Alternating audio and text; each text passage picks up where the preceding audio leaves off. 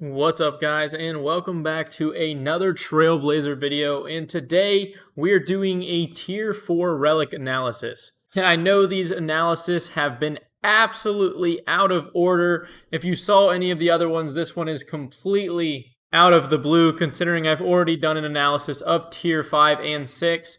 But I know there's actually been a big influx of people who are still starting Trailblazer League, and I know there are still thousands of accounts who have not yet achieved their tier 4 relic. And another reason we're actually doing this analysis is the fact that a few days ago, clue scrolls were actually buffed, making this decision potentially even harder.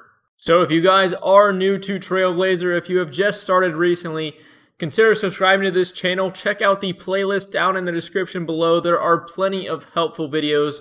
With that, I also want to mention one more thing before we start. Unlike all of the other tiers, the tier 4 actually only has 2 different options, and the reason for this was the third option, which was an extra inventory relic. And I'm not going to lie, that would have made this relic much more difficult to decide. I don't know what I ultimately would have went with, but an extra inventory relic seems incredibly powerful, and I honestly might have went for that one instead. Sadly, there was too many bugs, so they had to remove it, and it didn't make it into launch of Trailblazer. But the 2 relics we did receive on launch are Treasure Seeker and Unnatural Selection.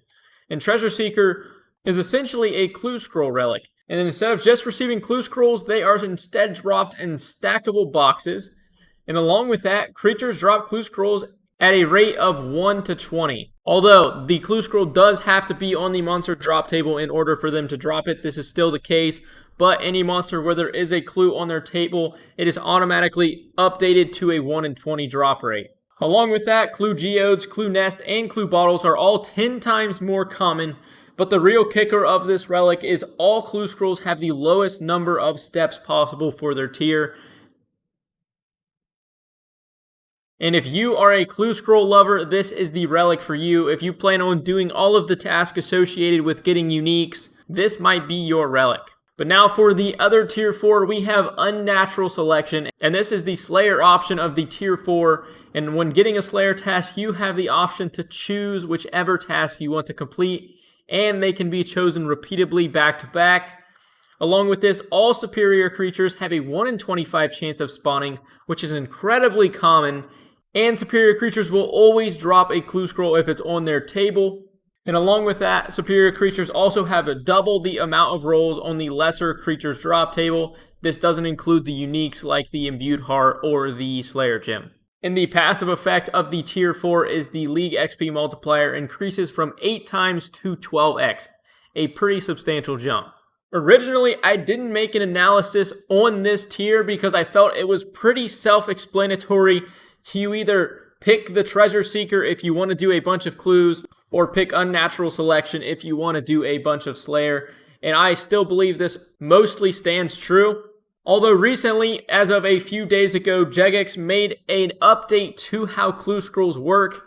And the update they made is that, unlike Twisted League, you can still get clue steps that are inaccessible for you within the regions you've chosen. And because of that, it has actually made clue scrolls incredibly difficult to complete. But a buff that they made to clue scrolls is they didn't actually change that, but what they changed is every single time you are able to complete a clue step, it automatically locks in. So if you can complete one step, and then the next step is uncompletable within your region, you can go ahead and drop it, and the next clue you get will already have one step completed. Honestly, in my opinion, a very well-rounded buff that improves both of these tier 4 relics. But in my opinion, even gives a slightly better buff to the Treasure Seeker, and that's just because you're going to be completing more clues. If you can go ahead and complete a Slayer task, and in return get 15 clues, you're obviously going to have to drop a few along the way. But with this added benefit, you're now going to be able to complete far more just by probability standards. I guess my last word of recommendation would be, if you plan on going for like 25 mil Slayer XP, Unnatural Selection would probably be a much better choice in the fact that you would determine all of the tasks you completed. And if there was a task you really liked doing, you could just do it over and over again Or if there was a task you completely hated, you could avoid it at all costs. Whereas on the other hand, if you want to do all of the Clue Scroll unique tasks, or if you just want to get an absolutely insane gear that a very small percentage of the Trailblazer population will receive, you can definitely hit up that relic.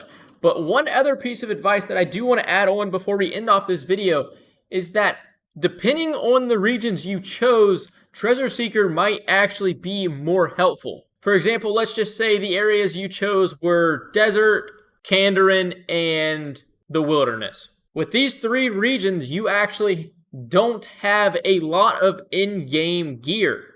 And if you happen to choose the Treasure Seeker relic, you will actually potentially be getting some of your best in-slot gear from Clue Scrolls, at least until you can upgrade specific items. For example, you don't have access to God Wars to get some of the God Wars armor like Armadillo or Bandos. You don't have access to Mauritania for the Inquisitor's set or for anything from TOB. You do have access to Zenyte jewelry over in Kandarin and plenty of wilderness equipment and shields.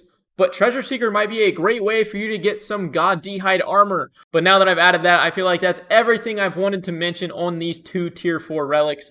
I hope you guys found this video helpful. If you did, consider dropping a like or subscribing. Both massively help out this channel. And if you do have any comments, questions, or concerns, drop them down below. I will do my best to answer them. But with that, I hope you guys have a great day, and I hope I see you guys in a future video. Peace.